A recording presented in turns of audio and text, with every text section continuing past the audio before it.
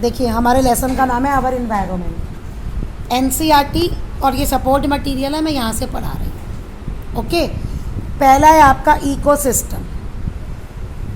देखिए इकोसिस्टम क्या है, पहले हमने पढ़ा इन्वायरमेंट, जो भी हमारे आसपास है उसको हम इन्वायरमेंट कहते हैं। इन्वायरमेंट में दो आते हैं कंपोनेंट, क्या, बायोटिक और abiotic, living thing and non living things.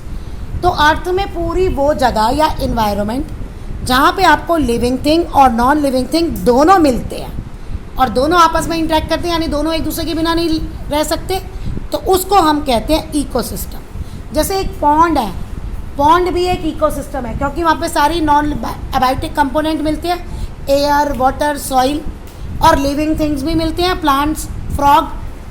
तो अर्थ की वो जगह जहाँ पे बायोटिक कंपोनेंट भी हैं और अबायोटिक भी है उसको हम इन्वायरमेंट कहते हैं। इन्वायरमेंट दो तरह के हैं, नेचुरल यानी कि जो नेचर में एग्जिस्ट करते हैं, आर्टिफिशियल जिसे हम बनाते हैं। फिर इसके बाद आपका ये प्रोड्यूसर, कंज्यूमर्स, हर्बीवोर्स, कार्निवोर्स सब आप जानते हैं। 4th, 5th, 6th में आपने पढ़ा है, ये 7th में भी पढ़ा है। तो हम अपना मेन आते हैं फूड चेन पे। देखिए फूड चेन क्या है, फूड चेन है एक चेन जो हमें ये बताती है, ऑर्गेनिजम्स की चेन है, किसने किसको खाया, हु ईट्स हुम, ये जो हमें बताती है इसको हम फूड चेन कहते हैं। Food chain is a series of organisms in which one organisms eat another. जैसे ये सिंपल सी फूड चेन है, ग्रास, ग्रास को किसने खाया, डियर ने, डियर को किसने खाया, लॉइन ने। फूड चेन में जो ट्रांसफ़र ऑफ एनर्जी होता है वो एक ही डायरेक्शन में होता है, यूनी डायरेक्शन है, राइट। और हर एक लेवल में इसको हम कहते हैं ट्रॉपिक लेवल। तो जो भी फूड चेन स्टार्ट होती है वो हमेशा स्टार्ट होती है प्रोड्यूसर्स से, प्रोड्यूसर्स मतलब प्लांट्स। फिर उसके बाद आते हैं प्राइमरी कंज्यूमर्स यानी हर्बीवोर्स, सेकेंडरी कंज्यूमर्स कार्निवोर्स, और फिर ओमनीवोर्स, आगे ये टर्शरी। अब एक आपका क्वेश्चन बनेगा डिफाइन फूड चेन, फिर कैरेक्टरिस्टिक्स ऑफ फूड चेन, ये बहुत ज़्यादा इम्पॉर्टेंट है। क्या है, इसी में आपका एक है 10% लॉ। देखिए ग्रीन प्लांट्स जो होते हैं टेरेस्ट्रियल इकोसिस्टम में कैप्चर अबाउट 1% ऑफ एनर्जी। ये अभी हम 10% लॉ करेंगे ना, उसमें क्लियर होगा व्हाट इज 10% लॉ। प्लांट, सन की जितनी भी एनर्जी प्लांट को अवेलेबल है उसका सिर्फ 1% वो यूज़ करते हैं फोटोसिंथेसिस में, इसका ये मतलब है। ओके, अच्छा, जब उन्होंने ये खाना खा लिया, बना लिया, 1% यूज़ कर लिया, बाकी तो इन्वायरमेंट में एज अ हीट लॉस्ट हो जाता है प्लांट का। अब जब ग्रीन प्लांट्स को प्राइमरी कंज्यूमर्स खाते हैं तो उसको भी हीट में लॉस्ट हो जाता है, यहाँ पे भी लॉस्ट होता है, यहाँ पे भी। और कितना वो यूज़ करते हैं, देखो some amount goes to digestion में in doing work and rest goes toward the growth and reproduction. Average 10% जो है वो is turn into own body and made available to next, इसी को हम 10% लॉ कहते हैं। देखो मतलब तीनों का क्या है, तीनों का मतलब क्या है कि सन से जितनी एनर्जी मिली उसका 1% तो प्लांट ने यूज़ कर लिया खाना बनाने में, वो नेक्स्ट ट्रॉपिक लेवल के लिए अवेलेबल है बाकी। लेकिन अगर प्लांट से आप आगे जाएंगे ना, जैसे ग्रास, ग्रास को किसने खाया, डियर ने। अब ग्रास से कितनी एनर्जी जाएगी, 10% बस। अब डियर से किसने खाया, लॉइन ने। तो फूड चेन में आते ही वही एनर्जी कितनी आगे पास होगी, 10%। इसको हम कहते हैं एनर्जी लॉ। और बाकी एनर्जी कहाँ जाती है वो ये यहाँ डिस्क्राइब कर रहा है। हीट में लॉस्ट होती है, डाइजेशन में जाती है, काम करते हो सब में, जो ये यूज़ हो गई, कुछ इन्वायरमेंट में वापस चली गई, कुछ यूज़ हो गई, बची कितनी बची वो आगे ट्रांसफ़र हुई, वो ये बताना चाह रहा है। Flow of energy trophic level में, ये फूड चेन की बात हो रही है, यूनी डायरेक्शनल है, ये करेक्टरिस्टिक्स आ गई। ग्रीन प्लांट सिर्फ 1% लेते हैं और उसको फूड एनर्जी में वो कन्वर्ट करते हैं। ये रहा आपका 10% लॉ, डिफाइन 10% लॉ। सिर्फ 10% एनर्जी नेक्स्ट ट्रॉपिक लेवल पे ट्रांसफ़र होती है, बाकी 90% ये लॉस्ट जहाँ भी गई, चाहे प्लांट उसने यूज़ कर ली या इन्वायरमेंट में लॉस्ट हो गई। अब इसी पे आपके न्यूमेरिकल्स हैं, राइट। हम पहले करेंगे सेकंड क्वेश्चन। देखिए, फॉलोइंग फूड चेन है, प्लांट्स को 500 जूल ऑफ एनर्जी रैट को दी। प्लांट्स ने कितनी दी? रैट को। मैं ये फिर से यहाँ पे लिख रही हूँ, रैट को कितनी दी प्लांट्स ने, राइट। अब आपको बताना है कितनी एनर्जी है इसके पास। ये फूड चेन में बात हो गई ना। फूड चेन में कौन सा लॉ लगेगा? 10% वाला। कौन सा लगेगा? तो आप स्नेक्स के लिए कितनी अवेलेबल है? 10% ऑफ 500। क्या निकलेगा 10% ऑफ 500? 50 जूल्स। तो यहाँ 50 जूल्स आ गई। अब फिर इसके पास कितनी जाएगी? 10% ऑफ 50 जूल्स, वो क्या होगी? 5 जूल। तो हॉक के पास कितनी है? 5 जूल। तो जब आप क्वेश्चन करोगे ना, आप ध्यान से देखना एनर्जी किसके पास है। अब नेक्स्ट थर्ड देखो, calculate the amount of energy available for tiger. अगर प्लांट्स को मिली है इतने जूल्स फ्रॉम द सन, यानी प्लांट्स के बाद कितनी आई है? From sun. लेकिन प्लांट्स इसकी कितनी यूज़ करेगा? 1%। कितनी यूज़ करेगा? 1%, क्योंकि ये सन से मिल रही है एनर्जी। तो जो सन से मिली है 1%, ये आ जाएगी 300 जूल्स। सॉल्व कर लेना, कैलकुलेशन मिस्टेक हो सकती है। अब प्लांट्स ने डियर को, अब यहाँ फूड चेन में आ गया ना, अब हम 10% लगाएंगे। इसका 10% 30 जूल होगा, और फिर टाइगर के पास 10% ऑफ 30 जूल, वो 3% होगा। जब आप ये क्वेश्चन करेंगे, आप ध्यान से देखोगे कि ये सोलर एनर्जी है। सोलर एनर्जी है तो आप 1% से स्टार्ट करोगे, और अगर ये प्लांट के पास है या किसी और के पास है तो आप 10% का रूल लगा के करोगे। देखिए, आप फर्स्ट क्वेश्चन पे आते हैं। अब ये क्या है? ये कह रहा है कि आपके पास पिकॉक के पास 2 जूल्स एनर्जी है। आपको बताना है ग्रास के पास कितनी एनर्जी है, यानी हम इसका 10% निकालते जाएंगे ना, और फिर वहाँ पे 2 जूल्स हो जाएगा। अब ये कैसे निकली? मान लो ग्रास के पास x है, छोड़ो ग्रास के पास नहीं, स्नेक के पास x लेते हैं, ऐसे मुश्किल हो जाएगा। स्नेक के पास x है, तो स्नेक का जो 10% ऑफ x निकला वो 20 जूल आया ना। तो x क्या आ गया? 2 × 100/10। इसका रेसिप्रोकल हो जाएगा ना 10/100 का, तो आ गई कितना? 20 जूल। स्नेक के पास कितना है? 20 जूल। तो फ्रॉग के पास कितनी है? 200 जूल, क्योंकि 10% ऑफ 200 इज 20 निकलेगा। या आप मान लो फ्रॉग के पास x है, y है, फिर y% और 10% of y is equal to 20 joule. अब ऐसे ही ग्रास ऊपर के पास कितनी हो जाएगी? 2000, और यहाँ पे ग्रास पे कितनी हो जाएगी? 20,000 जूल।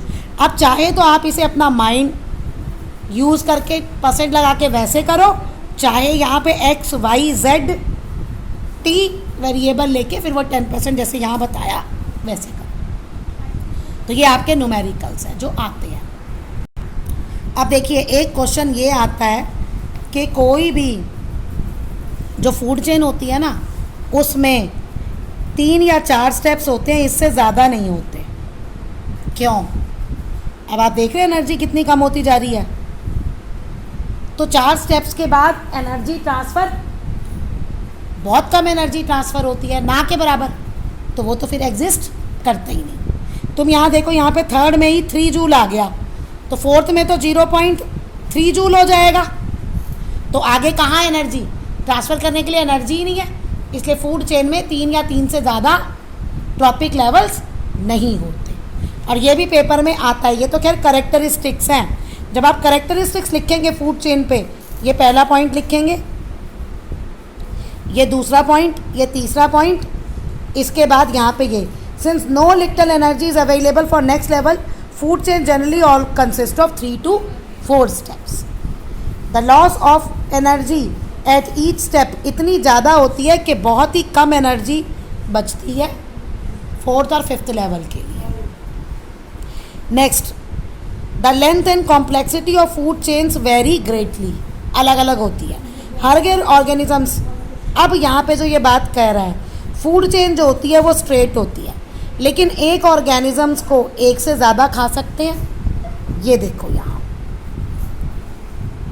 ये है ग्रास, इसको इसने भी खाया, इसने भी खाया, इसने भी खाया, इसने भी खाया। यहाँ पे आओ, ये इसको इसने भी खाया, इसने भी खाया, इसने भी खाया। तो एक ऑर्गेनिजम्स को एक से ज़्यादा ऑर्गेनिजम्स खा सकते हैं। तो इसीलिए फूड चेन ना हो के ये एक इंटरकनेक्शन ऑफ फूड चेन आता है, जिसे हम फूड वेब कहते हैं। तो आपको एक क्वेश्चन बनेगा फिर, डिफाइन फूड वेब। ओके, और फूड वेब का in nature large number of food chains are interconnected forming a food web. Okay, तो फूड वेब थोड़ा सा कॉम्प्लिकेटेड होता है। इसके बाद फूड चेन में एक और इम्पॉर्टेंट कॉन्सेप्ट है बायोलॉजिकल मैग्नीफिकेशन।